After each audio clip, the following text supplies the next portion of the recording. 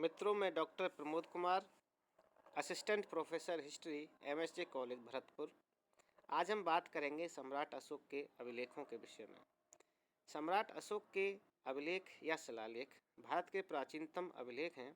ये अभिलेख अशोक के व्यक्तित्व, उसकी नीतियों, उसके कार्यों के साथ ही तत्कालीन राजनीतिक, सामाजिक, धार्मिक और प्रशासनिक व्यवस्था का बड़ा ही प्रामाणिक विवरण हमारे सामने प्रस्तुत करते हैं।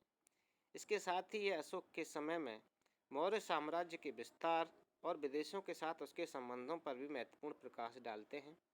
इन अभिलेखों से प्राप्त सामग्री इतनी विस्तृत है कि डॉक्टर डी.आर. भंडारकर ने एकमात्र अभिलेखों के आधार पर ही अशोक का इतिहास लिख डाला है।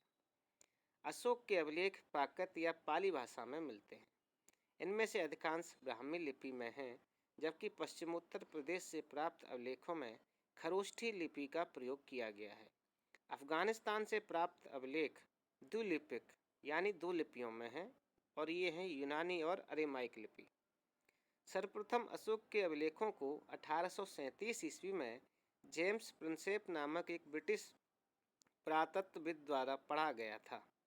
सम्राट अशोक के लगभग सभी अभिलेखों में उसे देवानाम प्रियदर्शी राजा कहा गया है। केवल मास्की, गुलजरा, नित्तूर और उदेगोलम के लघु शिलालेखों में उसका नाम अशोक मिलता है। इन अभिलेखों का वर्गीकरण विद्वानों द्वारा निम्न प्रकार से किया गया है। पहला जो प्रकार है वो है चतुर्दश या 14 शिलालेख। अशोक के 14 शिलालेखों की श्रृंखला के विभिन्न संस्करण हमें 8 स्थानों पर मिलते हैं।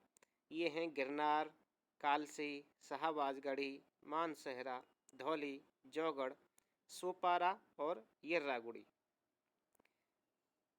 इनमें धौली और जौगढ़ से प्राप्त होने वाले संस्करणों में अन्य संस्करणों के 11, 12 और 13वें अभिलेख नहीं मिलते।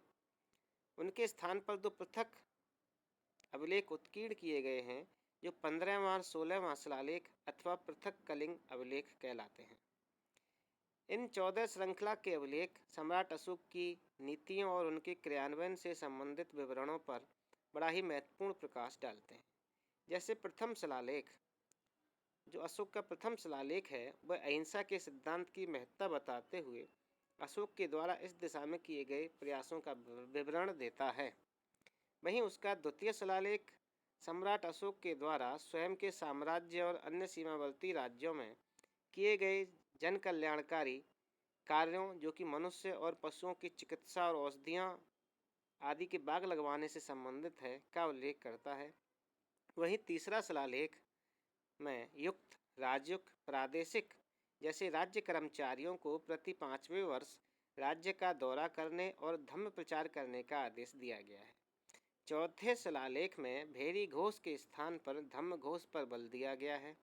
पांचवा शिलालेख धर्म महामात्रों की नियुक्ति और उनसे अपेक्षित कार्यों के विषय में ज्ञान प्राप्त हमें देता है।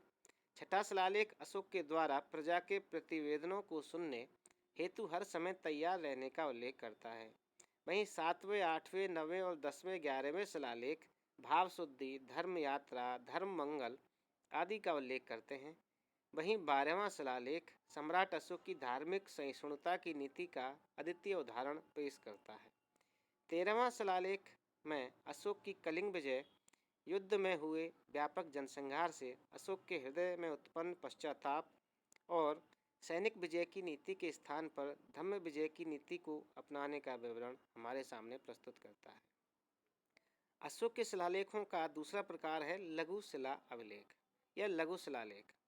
लघु शिलालेखों के संस्करण 15 स्थानों से प्राप्त हुए हैं, जिनमें राजस्थान में बैराठ या भाबरू से, बुधनी या पानगोरिया जो मध्य प्रदेश में है, रूपनाथ और गुलजरा ये भी मध्य प्रदेश में है, अहरौरा जो उत्तर प्रदेश में है, सहसराम जो बिहार में है, वहीं आंध्र प्रदेश में येर्रागुड़ी, मास्की और राजुल मंडगिरी से, वहीं मैसूर कर्नाटक में ब्रह्मगिरी, सिद्धपुर, जटिंग रामेश्वर, गोवी मठ और पालकिंगडू और कर्नाटक में सन्नती आदि स्थानों से है।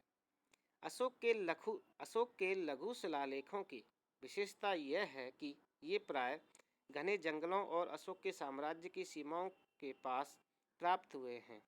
इन अभिलेखों से बौद्ध धर्म के साथ अशोक के संबंधों पर महत्वपूर्ण प्रकाश पड़ता है। अशोक के अभिलेखों में उल्लिखित धम्म की व्याख्या भी इनमें ही मिलती है। इनमें अशोक के धम्म के सिद्धांतों पर भी प्रकाश डाला गया है और राज्य कर्मचारियों को उत्साहपूर्वक उसके प्रचार के लिए प्रोत्साहित किया गया है। अशोक के शिलालेखों का तीसरा प्रकार है स्तंभ अभिलेख। इन स्तंभ लेखों की संख्या 7 है और इनके संस्करण 6 भिन्न भिन्न स्थानों से मिलते हैं, जिनमें दिल्ली टोपरा, दिल्ली मेरठ, लौरिया अरराज जो बिहार में है, लौरिया नंदनगढ़ यह भी बिहार में है, रामपुरवा यह भी बिहार में है और इलाहाबाद कौशाम्बी यानी प्रयाग से। इन स्तंभ लेखों में अधिकांशतः अशोक के धम्म संबंधी विवरणों का उल्लेख है। उदाहरण के लिए 7वें स्तंभ लेख में अशोक द्वारा धम्म प्रचार हेतु किए गए कार्यों और लोक कल्याण हेतु किए गए उसके प्रयासों का विवरण मिलता है।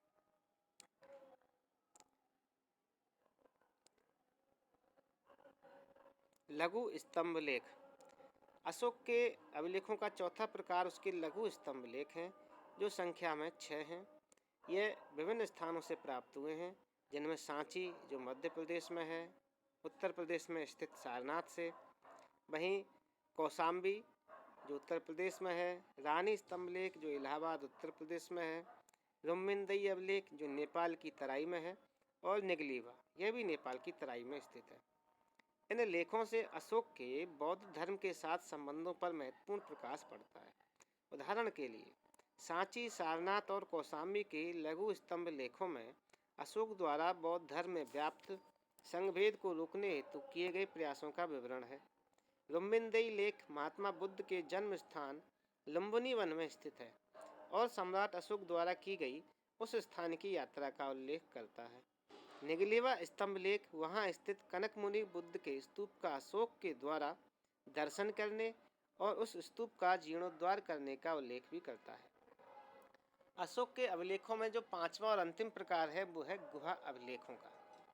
बिहार के गया जिले के समीप बराबर की पहाड़ियों में स्थित 3 गुफाओं में अशोक के ये अभिलेख मिलते हैं। इनसे ज्ञात होता है कि अशोक ने ये गुफाएं आजीवक सन्यासियों के लिए दान में दी थी।